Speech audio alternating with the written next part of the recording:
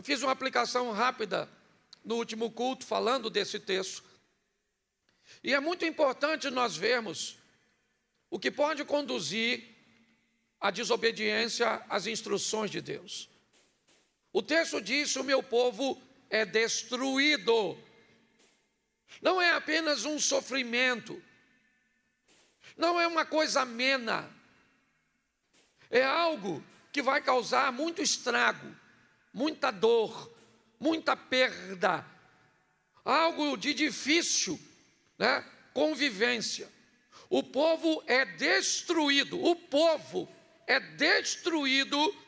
porque falta conhecimento. Agora nós temos um outro problema. O texto diz, também, não, volte o verso anterior. Pois lhe falta conhecimento. Pelo fato de vocês, sacerdotes, vamos lá, agora entra o 7, rejeitarem o conhecimento, também eu os rejeitarei. Me parece que a informação agora subiu de classe. Ela não está falando mais do povo em si só, da base. Ela subiu um pouquinho e agora ela vai conversar com os sacerdotes. E os sacerdotes cujos quais Deus está conversando, não falta para eles conhecimento. O que falta para eles é obediência ao conhecimento que tem. Cabia aos sacerdotes, e aqui eu não vou colocar apenas o ambiente sacerdotal, as pessoas que sobem no púlpito, os pastores, mas eu vou dizer às pessoas que já deveriam ter maturidade o suficiente no Evangelho para oferecer exemplo às pessoas novas que estão chegando. Cabe a todos nós a responsabilidade de mostrar a essas pessoas novas, inexperientes, o valor da obediência, pautada no ensino, é verdade, mas também no exemplo. O povo está perecendo porque sacerdotes, eles estão cometendo 2 erros. Primeiro, de não ensinar. Segundo, de não haver coerência entre o que vive e o que ensina, o que é pior, o que conduz a uma hipocrisia. Então haverá grande destruição, porque Deus vai rejeitar o desobediente, seja ele o sacerdote ou não. Ou seja, está sobre nós, mesmo aqueles que têm pouca experiência, o dever de buscar conhecer a verdade, de buscar saber o que é andar com Deus.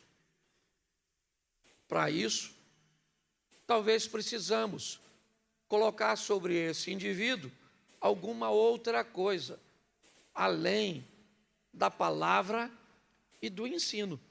Então vamos a João 16, 8. Quando ele vier,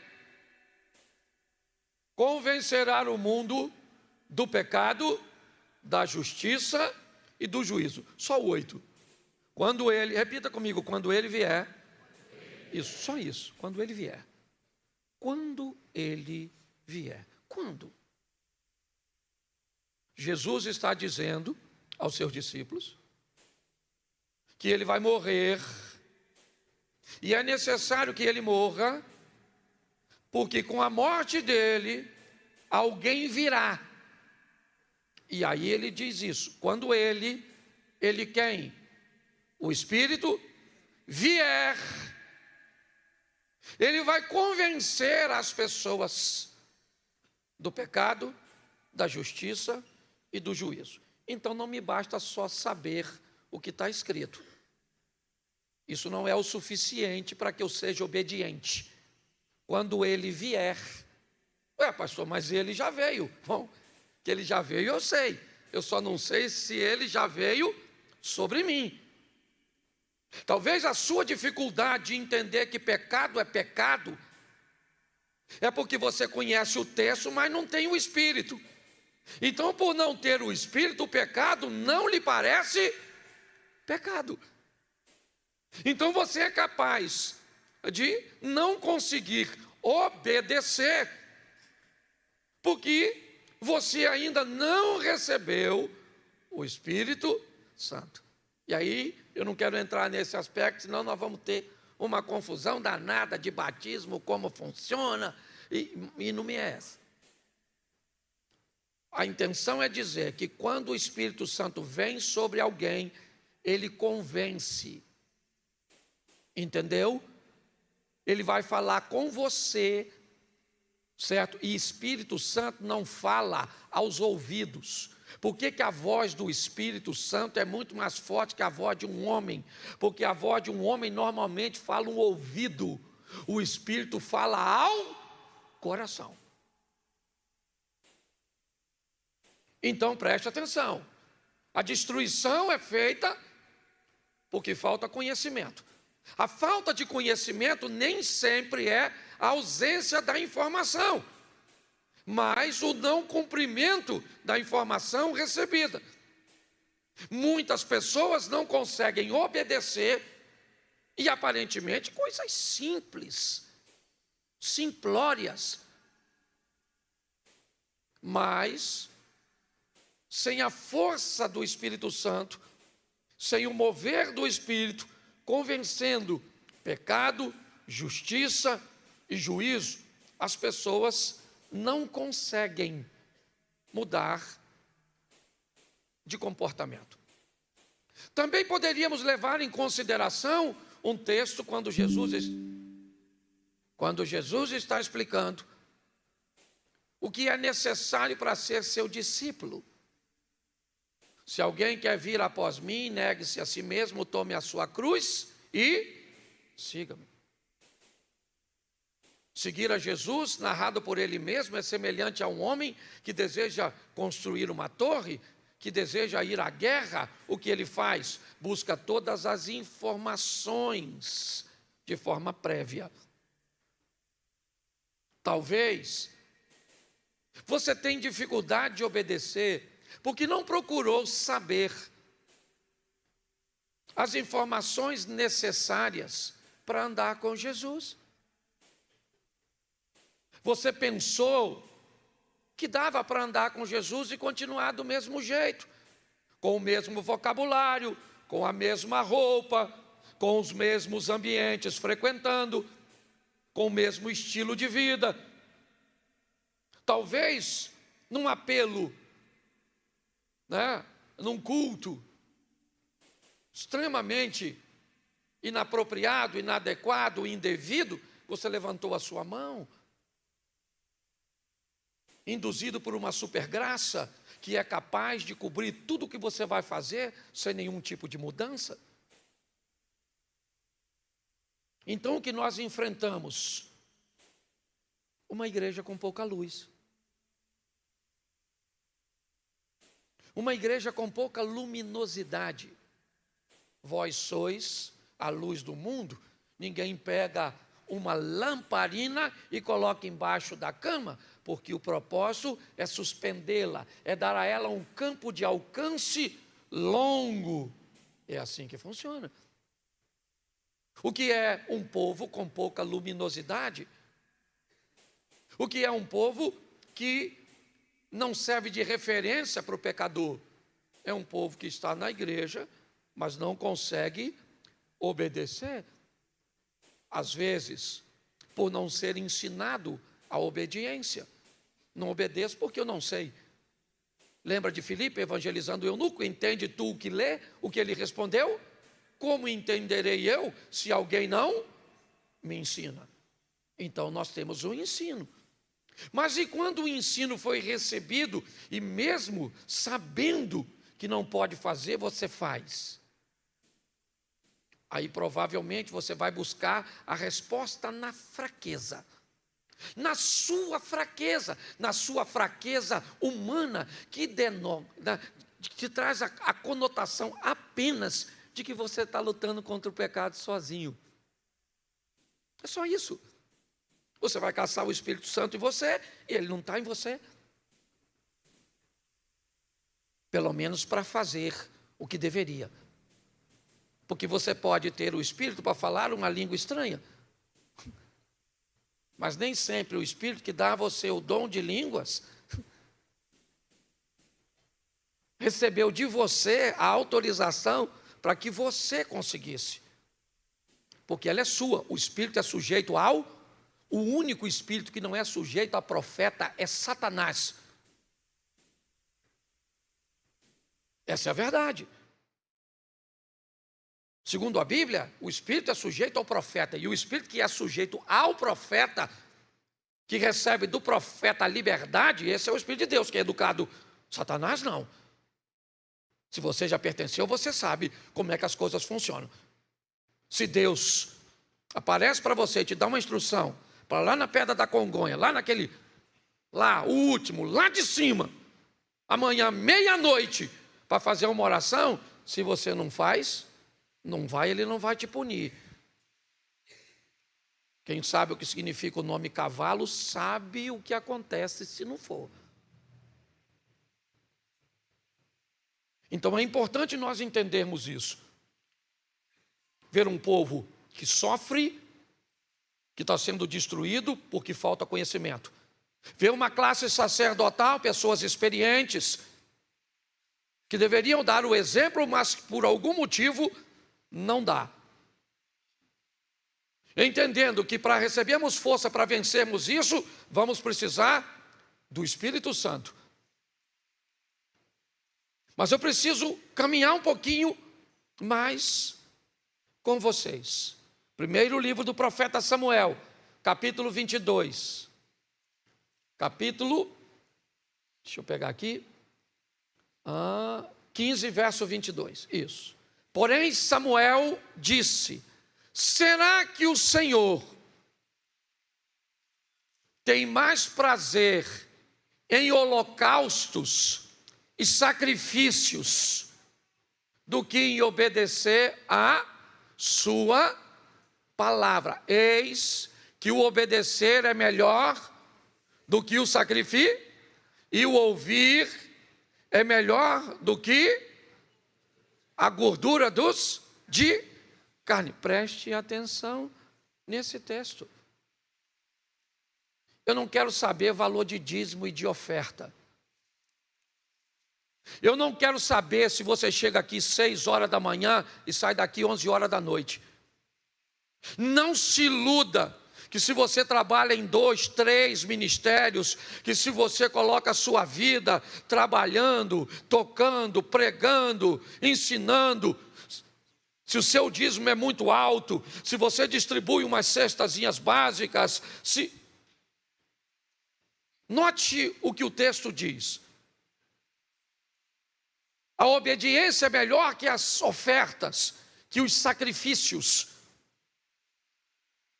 Olhe bem, Deus tem mais prazer na obediência do que em sacrifício. Então eu preciso entender isso. O valor da obediência. Não. Sabe o que é? Eu faço isso, mas eu dou uma ofertinha lá na igreja. Legal. Quando alguém faz um pedido de contribuição, eu dou. Deixa eu te falar uma coisa. Você está enganado no que diz respeito a isso. Isso vai dar problema para você. Então a obediência é muito maior que a sua oferta. Pare de, consciente ou inconscientemente, achar que você compra Deus. Tá certo? Não, eu faço isso, mas Deus sabe o quanto eu me dedico na sua casa. Está errado isso. Não é assim que as coisas funcionam. Para Deus, obedecer é melhor do que sacrificar. É assim que funciona. E eu não sei o que acontece. Preste atenção. Esse texto é um texto narrado para o rei Saul. Quando Samuel vai até Saul e manda ele destruir os amalequitas, matar o rei e acabar com tudo, ele sai de casa para obedecer, gente. Ele sai de casa para obedecer. E lá vai ele obedecer a voz de Deus, do profeta Samuel. Vamos lá, vamos pegar os amalequitas, vamos matar a todos, vamos matar o rei, vamos destruir o gado, vamos matar tudo. Destruir tudo, por quê? Porque eram inimigos. É isso, eram inimigos. Queriam ameaçar o povo de Deus. Agora, eu não sei onde. No caminho entre a casa de Saul e o campo de batalha, ele teve uma ideia melhor. Ele olhou para o gado. Havia algumas questões militares, né? Algumas questões de guerra, e uma delas era: se deseja ficar com os despojos, não mate o rei. Então ele não mata o rei para ficar com os animais. E o mais engraçado é que ele escondeu os animais. E quando ele recebe a visita de Saul, ou de Samuel, sabe o que ele diz? Eu fui e obedeci. E Samuel falou: ô Saul, eu estou escutando um barulhinho, um mugido, um balido. Presta atenção, é a desobediência fazendo barulho. Ele falou: não, sabe o que é? Deixa eu explicar, Samuel. Quando eu vi uns gadinhos gordinhos, eu falei: Deus merece isso. É esse o contexto. O cara está desobedecendo e dizendo que a sua desobediência é para agradar a Deus. Então, deixa eu falar uma coisa para você. O que vai de desobediente, sem noção, por o inferno, não, um lugar quente, vai ser muito. Então, repita assim: obedecer. Eu vou adaptar bem a nossa aqui. Fala assim: seu trabalho, seu dinheiro e seu tempo não é tão valioso quanto a sua obediência. Isso, falou todo mundo para mim. Você tinha que olhar para o lado para falar. Mas tudo bem, vou ficar com essa. Tá certo? Segunda coisa, Mateus 21, 28. O que vocês acham? Um homem tinha dois, chegando-se ao primeiro disse o quê? Filho, vá hoje trabalhar na vinha. Vamos lá? Não, bota o 29. Isso. Ele respondeu o quê? Não quero ir. Mas depois, arrependido, vamos ver o outro filho, tinha dois. Dirigindo-se ao outro filho, o pai disse a mesma coisa.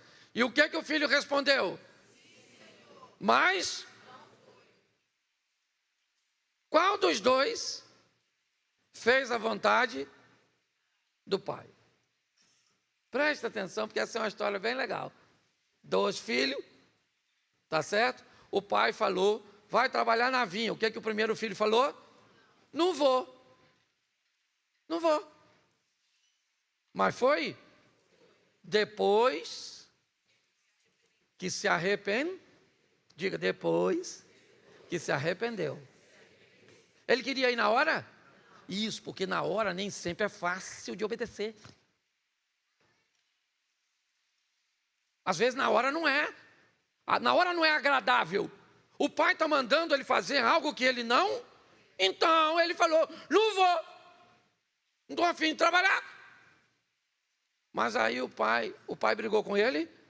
O pai só mandou. E ele ficou pensando. Se arrependeu do que tinha dito. filho: filho, vai trabalhar na vinha. O que é que o filho falou? Agora. Foi?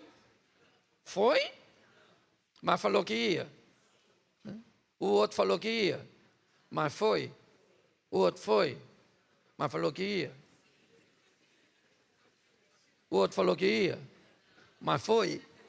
Então o que falou que ia e o que falou que não ia, isso aí.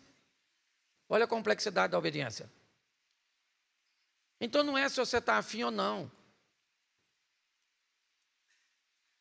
Não é fácil.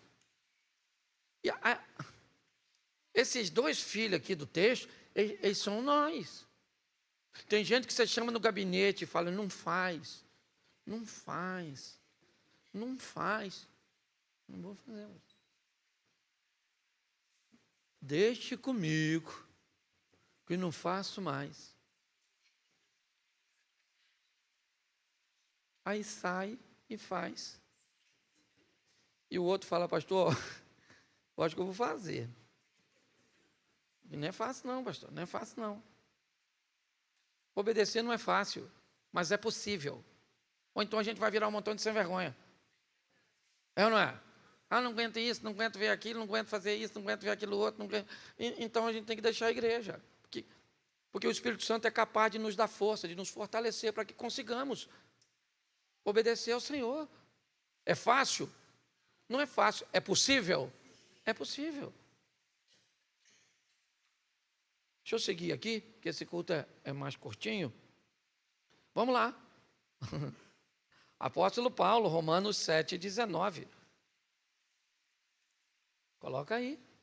Por quê? Porque o quê? Não faço o bem que eu, mas... Lê de novo.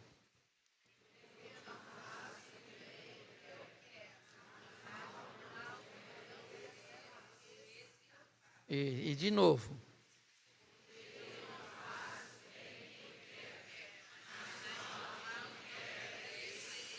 Quem falou isso? Quem escreveu isso? Ele está falando com a dificuldade. Qual é a dificuldade? Obedecer. O bem que eu quero fazer, eu não. O mal que eu não, isso. Você quer segredo para a obediência? 2 eu te dou. Primeiro, ande com quem obedece, que ele vai mostrar para você que é possível. Se você só anda com quem não obedece, como é que você espera se tornar um obediente? Ande com quem obedece, ande com quem vive o que você quer viver.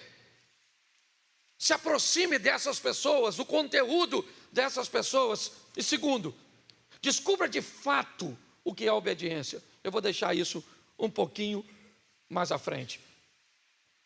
Mas é importante nós entendermos isso. Eu quero obedecer, tá certo. Eu quero. É desafiador? Sim, é desafiador. É possível? É possível. O apóstolo Paulo está dizendo aqui: o pecado que habita nele, tá bom. O pecado habita nele, sim ou não? Mas quando ele vier, quem é ele? E o Espírito Santo vai entrar onde? No mesmo indivíduo onde habita o pecado. O indivíduo onde habita o pecado. O apóstolo Paulo, ele está: quem me livrará do corpo dessa norma? Lê o texto inteiro depois. Você vai ver para onde esse cara caminhou. Ele não se tornou perfeito, é verdade, mas perdeu o direito de acusação sobre todos, quando diz: o maior dos pecadores sou eu. Entendi a dificuldade, mas praticamente erradicou da vida dele, de seu estilo de vida, certo? O poder do pecado, conseguindo ser obediente. A Bíblia é bem clara quando fala de Jesus: e ele foi obediente até a morte, e morte de... E por causa disso ele recebeu o quê? Qual foi o prêmio que Jesus recebeu por ser obediente? E recebeu um nome que é sobre todo Nome, você quer ter nome nessa terra? Seja obediente. Você quer ser respeitado? Tenha nome. Quer ter nome? Seja obediente. Preste atenção. Quando o assunto é obediência, olhe só. Atos dos Apóstolos 5:29. Então Pedro e os demais apóstolos afirmaram: é mais importante obedecer do que aos. Olha o que ele está dizendo: obediência a Deus. Você lembra da frase, eu não vou citar aqui, não é meu interesse, mas me ajude aí. Se eu penso, logo eu. Se eu penso, logo eu. Então, existir era algo que só dependia de mim. Se eu penso, logo eu existo. Só que hoje não é mais assim. Hoje é: se eu sou visto, eu existo. Se eu não sou visto, eu não existo. E aí eu vou ter um problema. Qual é o problema? Para que eu seja visto, eu preciso dos olhos do outro e não dos meus. E aí eu perco o controle disso. Eu não tenho controle sobre os outros. E aí eu tenho um problema com isso aqui. Porque agora obedecer a Deus não me é tão importante assim. Porque talvez obedecê-lo, postar alguma coisa que esteja nos padrões dele, dizer alguma coisa, aparecer vestido, colocar uma música que agrade e obedeça a ele, pode não ser tão atraente assim para que eu seja visto. Então Pedro diz: mais importa obedecer a Deus do que aos homens. Não é uma pergunta, é uma afirmação. Você está entendendo? Então, eu preciso entender isso porque eu estou nesse mundo, eu estou nesse ambiente. Então, eu preciso definir se eu vou obedecer a Deus, porque a alguém eu vou ter que obedecer. E se não é a Deus, Atos dos Apóstolos 5:3. Então Pedro disse: Ananias, por que você permitiu que Satanás enchesse o seu? Ele obedeceu, sim ou não? Mas obedeceu a quem? A Satanás. Você vai ter que obedecer a alguém. Quando você adultera, você acha que você está obedecendo a quem? A Deus? Sim ou não? Não. Pastor, então você está querendo dizer que todas as vezes que eu adultero, que eu peco, eu estou obedecendo a Satanás? Não, porque ainda tem a terceira obediência. Mas muitas vezes, quando você desobedece, quem vai estar lá te instruindo a desobediência é ele, Satanás. Essa é a verdade. O terceiro, 2 Timóteo, capítulo 3, verso 2. Pois os seres humanos serão egoístas, avarentos, orgulhosos, arrogantes, blasfemadores, desobedientes aos pais, ingratos, ímpios, sem afeição natural, implacáveis, caluniadores, sem domínio de si, cruéis, inimigos do bem, traidores, atrevidos, convencidos, mais amigos dos prazeres do que amigos de... Esse é o último desobediente, aquele que resolveu obedecer a si mesmo. Não, eu quero obedecer a mim. É um direito que você tem, irmãos. Qual é o grande problema dessa brincadeira? é que o evangelho cresceu. O crescimento do evangelho, certo? Ele arrebanhou um número grande de pessoas. E hoje nós temos no mesmo ambiente, seu Abner, gente que está na igreja, mas só obedece a si mesmo. E não tem que ir embora não, viu? Tem que ficar aqui. Só não é gente para ser copiada. Só não é gente para virar exemplo. Mas não manda esse povo que obedece a si mesmo, não, que se não se transformar, quando ele vier, entendeu? Nós vamos continuar pregando, vamos continuar cantando, vamos continuar, e eu já descobri algumas coisas. Como é que eu vou falar? Está transmitindo, irmão?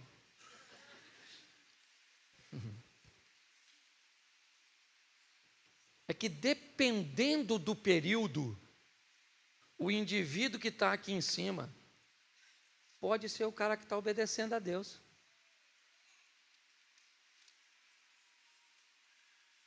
Mas dependendo do período da vida do cara que está aqui, ele pode estar obedecendo a Satanás. Dependendo do período da vida de quem está aqui, ele pode estar obedecendo a si mesmo.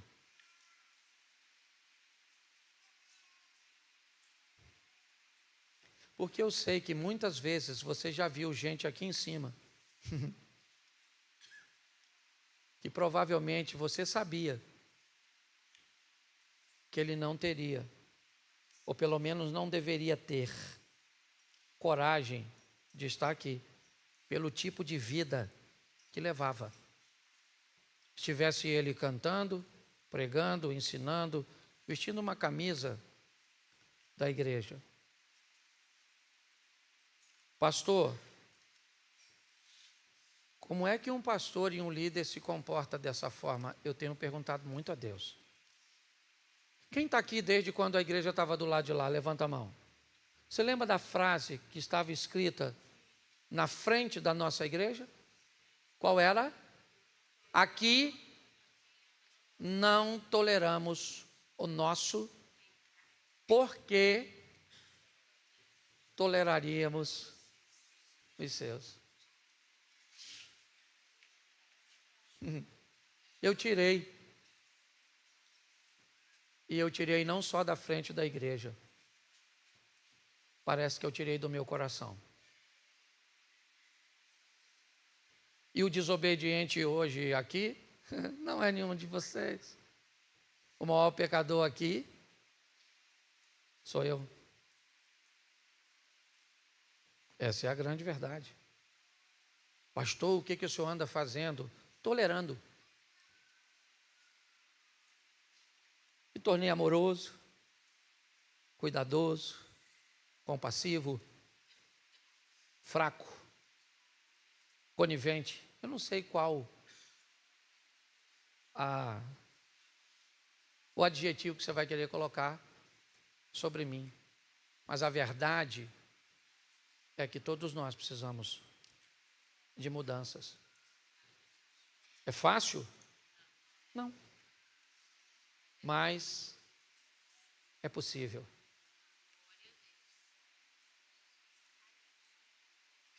É desafiador? É desafiador. Porque eu tenho perguntado, e eu já citei isso aqui, vou citar novamente.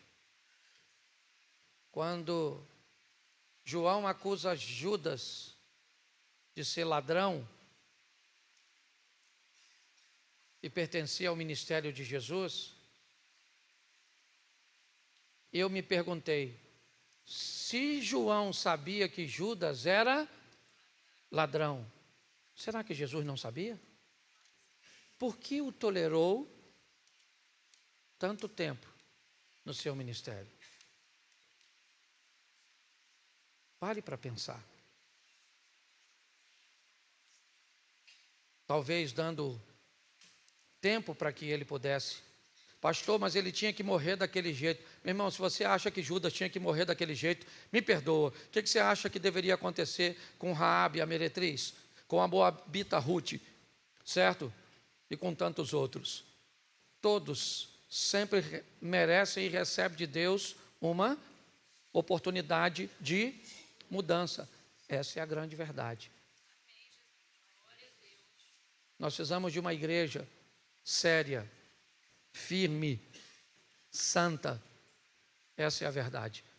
Não cabe ao pastor remover ou separar joio de trigo.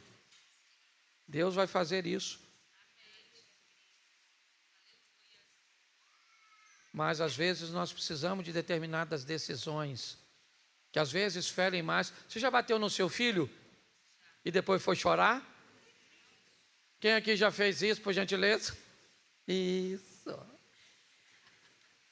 Certo? Se coloque de pé. Feche seus olhos. Senhor nosso Deus e Pai soberano, a redenção, ela foi elaborada pelo Senhor, porque há no Senhor o desejo de que todos se salvem e nenhum se perca. Às vezes nos deparamos com algumas pessoas em fases de sua vida que não são das melhores, que envolve tantas coisas erradas, ó Deus. Mas a Tua palavra também nos ensina que onde abundou o pecado, superabundou a graça. Sabemos que podemos contar com a Tua misericórdia, com o Teu cuidado, com o Teu carinho, ó Deus, e principalmente com o Espírito Santo de Deus. Toma cada um de nós em Tuas mãos. Não somos super-homens, mulheres maravilhas, mas estamos todos lutando, ó Deus. E que possamos, ao olhar alguém que não tem forças para lutar, para olharmos muitas vezes para um dissimulado. Às vezes, ó Deus, um hipócrita está em nosso meio. Alguém que fala o que não vive. Alguém que pode estar tentando enganar a tua igreja. Mas quando alguém olha para essa pessoa e sabe o que ela faz, a tua própria palavra diz: vá até ela e diga: eu sei o que você está fazendo, pare de fazer.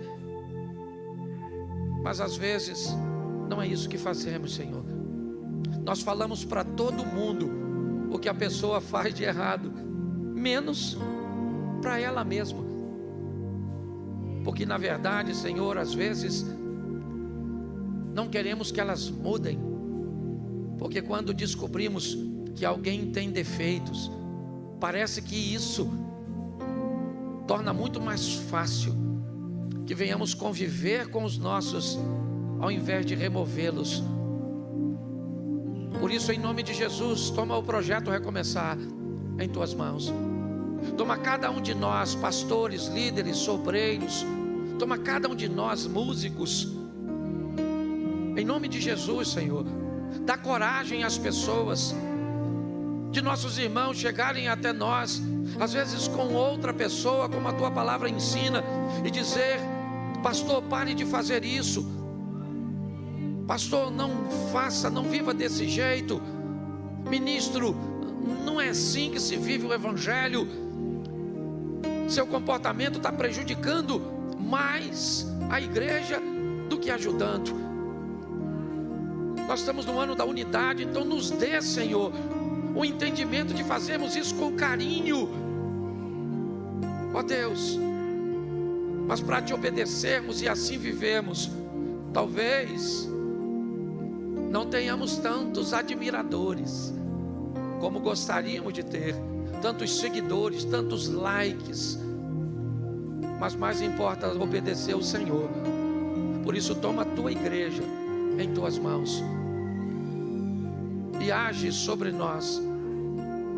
Leva-nos aos nossos lares, guardado por Tuas mãos, poderosas.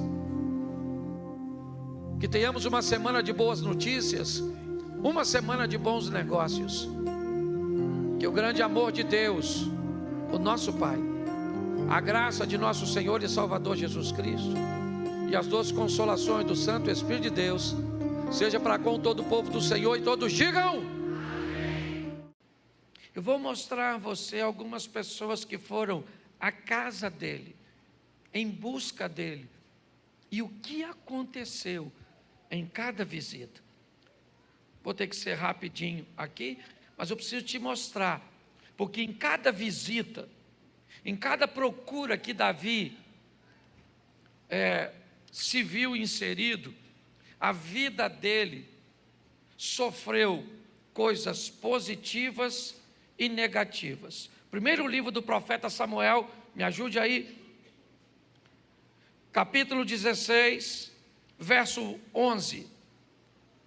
1 Samuel 16, 11. Então perguntou a Jessé: esses são todos os filhos que você tem? Jessé respondeu: ainda tenho caçula, mas ele está cuidando das ovelhas. Samuel disse: traga-o aqui, não nos assentaremos para comer enquanto ele não chegar. Preste atenção. Samuel estava nas montanhas de Ramá, e Deus vai até lá e diz: enche o teu vaso de azeite, desce, vai a Belém, a casa de Jessé, porque eu vou me encontrar um filho de Jessé, e da casa de Jessé eu vou levantar o novo rei de Israel. A primeira visita que Davi recebe é a visita do profeta Samuel. O que Davi descobre com essa visita? Ele descobre que de filho caçula e de um mero menino, tangedor de um pequeno rebanho, ele será o futuro monarca de Israel.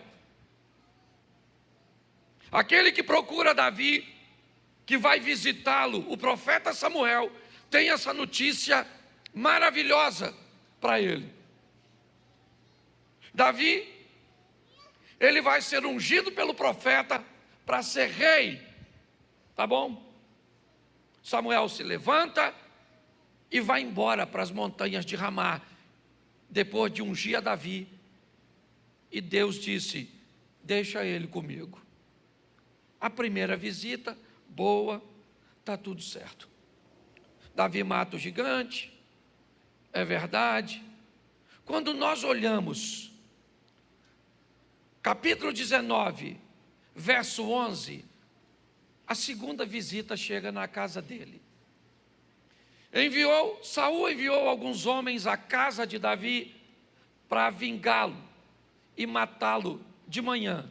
Mas Mical, a mulher de Davi, o alertou: você deve fugir esta noite para salvar a sua vida, amanhã estará morto. Bom, chegou agora os representantes, ou chegaram à casa de Davi para procurá-lo. Não são profetas, não trazem boas notícias, porque a vida de Davi é igualzinha à nossa. Levantamos um dia e uma mensagem positiva chega, uma coisa agradável acontece, mas levantamos um dia e o que nos espera ao acordarmos são notícias ruins, são perseguições, são situações que buscam tirar a nossa paz, tirar a nossa vida, acabar com o nosso casamento.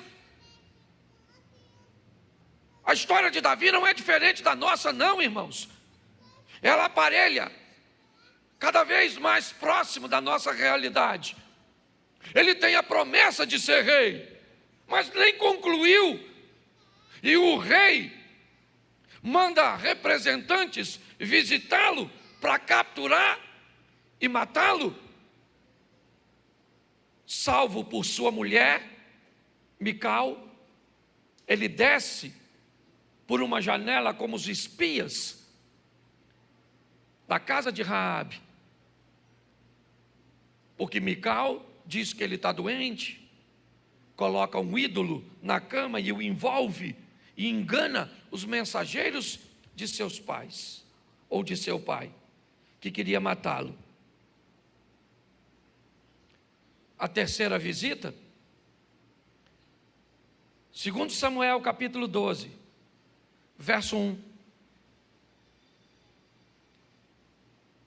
Ou melhor, verso 4. Para a gente adiantar. Põe o 4, por favor. Certo dia, um viajante chegou à casa do rico. O rico é Davi. E este não quis pegar uma das suas próprias ovelhas ou de seus bois para preparar-lhe uma refeição. Em vez disso, preparou para o visitante a cordeira que pertencia ao pobre. O terceiro visitante chegou. O primeiro vem com a mensagem: você vai ser rei. O segundo vem com a mensagem: eu vou tirar a sua vida. O terceiro é o visitante, é o viajante. Ele vem visitar Davi, como o texto diz. E o que ele quer? Ele quer fazer Davi pecar. Ele quer envergonhar o nome de Deus, do povo de Deus, o nome de Davi. Ele quer trazer caos, ele quer trazer problemas. Note que volta e meia, algo diferente está chegando na minha e na sua vida. Algumas coisas são boas, outras coisas parece que têm o propósito de matar, talvez não fisicamente tirar a vida, mas tirar a paz. A vida no sentido figurado. Aqui nós vemos mais um visitante. Ele agora não é o profeta, ele agora não é um rei enciumado, ele é o próprio Satanás. Como é que o senhor sabe que esse... É porque nós estamos no capítulo 12, e no capítulo 11, Davi está andando na sacada, sozinho. Sozinho. E o 12 diz que ele estava lá como rico, e chegou um viajante, um visitante na casa dele com fome. Aquele que veio visitar tinha fome. Eu consigo descobrir quem é ele olhando para Jó, quando Deus pergunta a Satanás: de onde você vem? Ele diz: eu estou viajando, procurando uma casa para visitar, uma empresa para visitar, uma igreja, um casamento, um coração. Eu estou procurando alguém que me receba. E o que você tem? Fome. A fome desse que visita Davi envolve sexo na situação. Ele está desejando a mulher de seu oficial. Ele está excitado. Seus hormônios estão borbulhando. Mas eu queria lembrar você que ele tem muitas mulheres no seu harém. E basta ele matar esse desejo com uma de suas esposas que está resolvido. Mas o texto diz que quem está com fome não é Davi, é o visitante. E esse visitante, ele não pode se alimentar de Davi se servindo de suas esposas, porque senão não é pecado. Então ele tem que infringir. Tudo bem? Vamos para o quarto visitante? Coloca aí. Capítulo 12, agora sim o verso 1. 2 Samuel 12, 1. E o Senhor enviou a Davi o profeta Natã. Isso. 4 visitas. O profeta Samuel, que diz que ele é rei. O rei Saul, que quer matá-lo. O próprio mal na figura de Satanás e nos desejos, nos impulsos, querendo envergonhá-lo, fazê-lo pecar. E diga-se de passagem, também matá-lo fisicamente, porque só para lembrar você, quando Davi comete isso, era mais ou menos a lei do olho por olho, dente. Se ele matou Urias, o que tem que acontecer com ele? Também morrer. Mas o profeta Natã é o quarto visitante, o último que Davi recebe. E ele vem com uma proposta. E que proposta é essa, pastor? A proposta de conduzir Davi ao arrependimento, à conversão, à transformação. E graças a Deus, isso acontece. Algumas pessoas não entendem por que Davi é um homem com tantos erros e é considerado um homem, né? Ou Deus permitiu que fosse dito que ele era um homem segundo o seu Mas é bom lembrar você que você nunca vai ver Davi repetindo o pecado. Não há reincidência nesse moço. Mas a próxima história, e eu termino com ela, é o verso 35. E ele é bem diferente dos anteriores, porque agora é um problemão. Bota o 35, por favor. Estando ele ainda falando, chegaram alguns do principal da sinagoga, a quem disseram: tua filha está morta. Bom, agora não tem mais um demônio. Agora não tem mais uma doença. Agora não tem mais nada. Porque tem um defunto. É isso que tem agora. Agora tem um defunto. E quem é o defunto? É um homem? Não. O defunto é uma mulher? Não. O defunto é uma menina.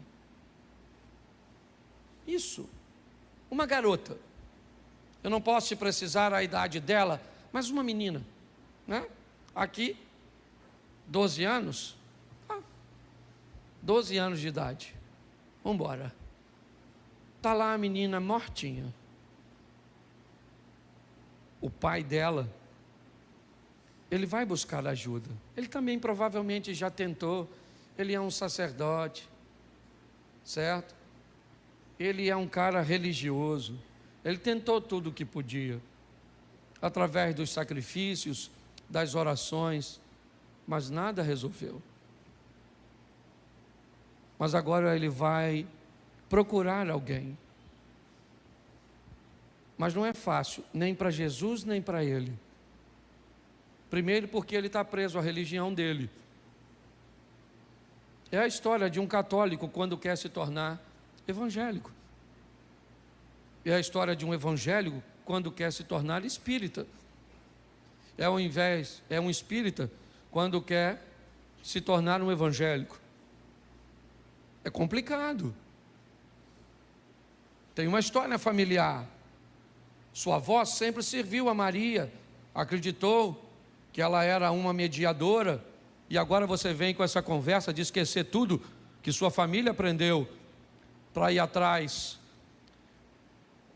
de Jesus, e pior, muito mais do que de Jesus, por detrás de um povo que fala em nome dele, mas que muitas vezes não tem educação ou maturidade, e às vezes não sabe expor uma transição que fosse correta e de uma maneira adequada. Não é fácil para Jairo abrir mão de seu cargo da sinagoga, de seu prestígio, e agora ir lá atrás daquele camarada, onde toda a turma e seus correligionários diz que Jesus só tem poder por causa de demônios. E também não é fácil para Jesus entrar na casa de um camarada como Jairo, levar seus discípulos consigo. Eles não estão a fim de ir. E o que tem lá? Uma menina morta. Pô, Jesus, se tivesse um demônio, nós temos o exemplo do gadareno. Se tivéssemos um demônio, uma doença, nós até entendemos. Mas agora a menina já morreu. Vamos voltar para Davi? Por que você parou de chorar, Davi? Por seu filho que está morto? Porque enquanto ele estava vivo, eu chorava e jejuava e orava. Mas agora que ele está morto, eu não tenho mais o que fazer. É isso que Davi disse, sabe? Jesus é descendente de Davi, mas a diferença entre Jesus e Davi é que Davi não pode fazer nada no que diz respeito à morte, mas Jesus pode, porque ele pode entrar com providência no impossível, no que ninguém pode fazer. Quando os homens falam, eles estão certos. Não incomode mais o mestre. Ô Jairo, deixa Jesus para lá, cara. Aliás, se você não sabe, Jesus não estava nem muito longe de sua casa quando isso aconteceu. Ele havia acabado de descer de volta do demônio que libertou lá, e está descendo, provavelmente já em Cafarnaum. Assim que saísse da água com o barquinho, logo à frente, talvez 150, 200 metros, estaria a casa da sogra dele. Se você for mais um pouquinho, talvez menos de 100, 150 metros, estava a sinagoga de Jairo. Talvez ele morasse um pouco depois, a casa dele não tem como se saber onde era, mas é importante nós entendermos isso. Quando nós estamos olhando, o que eles estão dizendo quando nós lemos essa passagem, qual é a distância que você imaginou? Que às vezes a gente imagina que ele estava indo daqui, certo? Lá para Santo Antônio, lá para... Não era tão longe assim não. Quando você vai conhecer a história de Israel, você vai descobrir que ela passa num espaço muito pequeno. As cidades eram muito pequenas, e a distância entre elas também. Para fazer uma comparação aqui, para ficar mais fácil, se você já foi, por exemplo, a Gramado, entender o que é Gramado e Canela, duas cidades tão próximas, só para você entender. O que eles estão dizendo é: ô Jairo, não incomoda mais ele, porque se você liberar ele agora, daqui a 10 minutos, ele já está em casa. E Jesus olhou para Jairo e disse: Jairo, não temas, crê somente, eu ainda vou na sua casa. Eu não quero saber o que as pessoas estão falando da situação que você está enfrentando. Não quero saber o que as pessoas estão falando do seu casamento, dos seus filhos, da sua empresa, da sua situação financeira, das outras vezes que você tentou ser crente. Não quero saber, Jairo. Eu vou na sua casa. Você não me chamou para ir? Eu só não vou se você não quiser. Porque Jairo poderia dizer: Jesus, acabou. Não precisa ir na minha casa. Minha garota já morreu. E você viu aqui que uma das coisas que precisamos, deixa eu usar a mensagem anterior, é respeitar a decisão dos outros. Vai, vende o que tu tens, dá aos pobres. Ele disse: não estou afim. Jesus disse: beleza, vive a tua vida, que eu vivo a minha. Se você não quer abrir mão do que eu estou mandando para andar comigo, você não anda comigo, porque eu não vou adaptar o que eu estou pregando ao que você quer. Ou é como eu quero, ou vai embora, e direito é seu, vida que segue. É isso que nós estamos vendo aqui. Jairo, eu vou para sua casa. Jairo disse: então vamos. Então vamos embora. E quando Jesus chega na casa de Jairo, não é uma menina doente, esse é o estágio anterior. Não existe um demônio na menina. O problema dela não é esse. Ela simplesmente está morta. E é isso. Para qualquer um ela estaria morta. E não há mentira no Evangelho. Ela está sem vida. É isso. Porém, quando Jesus diz: ela apenas dorme, ele tem um problema para sustentar isso. Porque alguém poderia dizer o seguinte: se ela está morta, mano, você pensa que nós não sabemos nada sobre a morte?